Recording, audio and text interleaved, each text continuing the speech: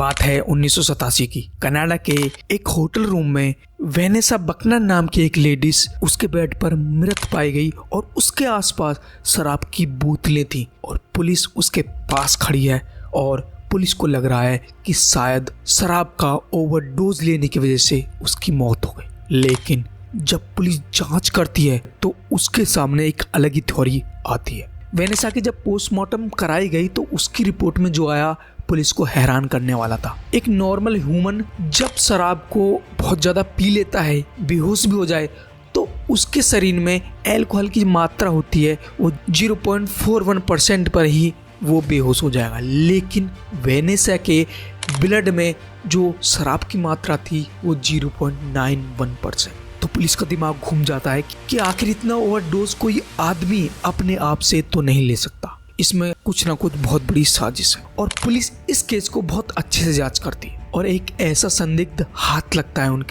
उनके भी देखकर होश उड़ जाते हैं। और उस शख्स का नाम था गिलबर्ट पॉल जॉर्डन। गिलबर्ट को दूसरे नाम से भी जाना जाता था, द बूजिंग बार्बर, क्योंकि वो दिन में तो बार्बर का काम करता था और रात को वो महिला को शराब पिलाकर मारना, यही उसका पेशा बन गया था। तो ये जानते हैं कि आखिर गिलबर्ट इतना पेशेवर किलर कैसे बना। गिलबर्ट जो काम कर रहा था शराब से औरतों को मारना, वो आज से पहले कभी किसी ने नहीं किया था। बहुत से लोग अपने शिकार को गोली से, छुरी से मारते हैं, लेकिन गिलबर्ट एक गिलास विस्की से मार देता था।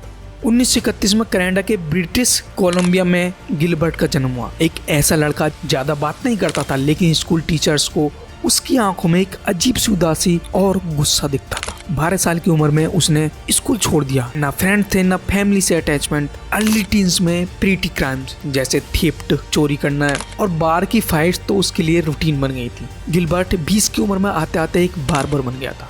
लोग कहते थे कि उसके हाथों में बहुत सफाई थी, लेकिन उसके दिमाग में बहुत गंदगी। 1960 तक वो एक चीज में ऑब्सेस हो गया था, पावर और कंट्रोल, और उसके जरिए अल्कोहल में लिप्त हो गया था और स्पेशली सेक्स वर्कर्स के साथ। वो हमेशा बार्स में जाता और रोज का रूटीन था उसका कि वो हमेशा ड्रंक में रहता और वुमन को इम्प्रेस करने का उसका एक अलग ही तरीका था। वो वुमन से कहता, drink this, I will give you $50, come with me. जब महिलाएं ऐसा सुनती तो सोचती कि ले लेती हूँ एक ड्रिंक, उससे क्या ही होगा, मेरा ही फायदा है, पैसे के पैसे मिल रहे हैं और ड्रिंक के ड्रिंक। लेकिन गिलबर्ट वहीं तक नहीं रुकता, उनको तब तक ड्रिंक ऑफर करता रहता जब तक वो पूरा बेहोश नहीं हो जाता। ये उसका सभी मर्डर केसों में पैटर्न था।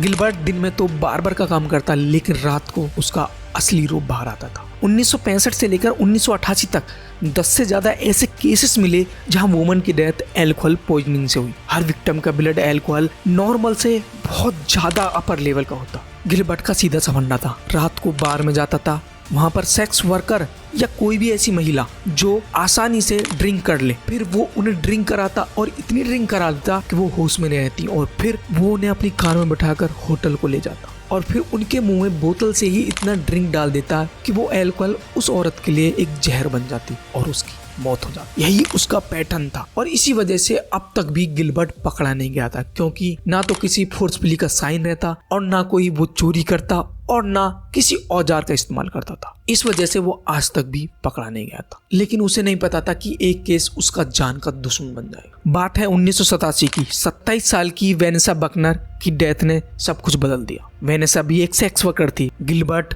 उसे उसी पैटर्न में बाहर से लेकर आया और फिर होटल में ले जाकर उसे शराब की ओवरडोज करके मार दिया। जब उस होटल में पुलिस पहुंची, जब वेनेसा को वहां पर मृत पाया तो पुलिस ने उस बॉडी की ऑटोप्सी कराई और अच्छे से छानबीन करने लगी। जब आसपास के लोगों से पूछा तो वेनेसा लास्ट बार गिलबर्ट के साथ ही देखी गई। ऐसे में पुलिस का शक गिलबर्ट पर और बढ़ गया। धक्का पुलिस को तब लगा जब वेनेसा की ऑटोप्सी रिपोर्ट आई। वेनेसा की ऑटोप्सी रिपोर्ट में उसका अल्कोहल की मात्रा जो थी 0.91% थी। एक नॉर्मल आदमी अगर 0.41% अल्कोहल कंज्यूम करता है ना तो वो बेहोश हो जाता, लेकिन उसके अंदर इतनी मात्रा कैसे गई? वहां पर पुलिस के मन में शक पैदा कर देती और फिर पुलिस गिलबर्ट का पीछा करने लगती है। वो हर रात की तरह नए नए बार में जाता, नए नए चेहरे, नए नए ड्रिंक्स। पुलिस उसके हर एक मूवमेंट को रिकॉर्ड करती है और सबसे डेंजरस बात ये होती है कि वो हमेशा रिपीट करता है सेम पैटर्न, बार में जाना, ड्रिंक ऑफर करना और फिर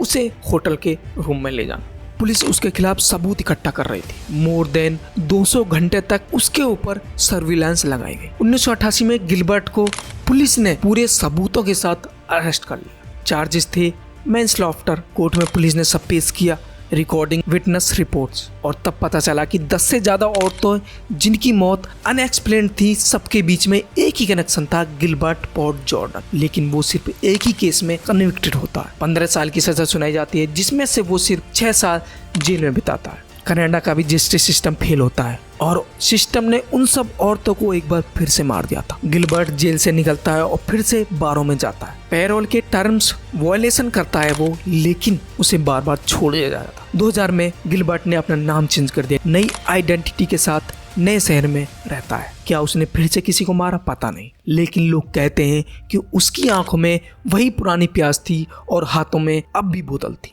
गिलबर्ट की डेथ 2006 में क्वाइटली होती है। कोई रिग्रेट नहीं, कोई अपोलोजाइज नहीं। उसके बारे में सब कुछ ऑफिशियली क्लोज हो गया, लेकिन जो चीजें उसने छोड़ी वो आज भी सिस्टम में खुले हैं। उसका नाम एक वार्निंग बन गया कि कभी कभी एक सीरियल किलर का हाथ में छुरी नहीं होती, कभी कभी वो पीने की बोतल ही मारने के लिए काफी होती है। गिलबर्ट ने शराब को एक वेपन बनाया और सिस्टम ने उसे एक लूप होल बना दिया। अगर ये कहानी आपको अनईजी फील कर रही है तो समझ लीजिए यही इस कहानी की सच्चाई है। ऐसे और डार्क ट्रू क्राइम केसेस के लिए सब्सक्राइब कीजिए द साइन, और याद रहिए सबसे खतरनाक किलर वो होता है जो आपको दिखाई नहीं देता, सिर्फ महसूस होता है।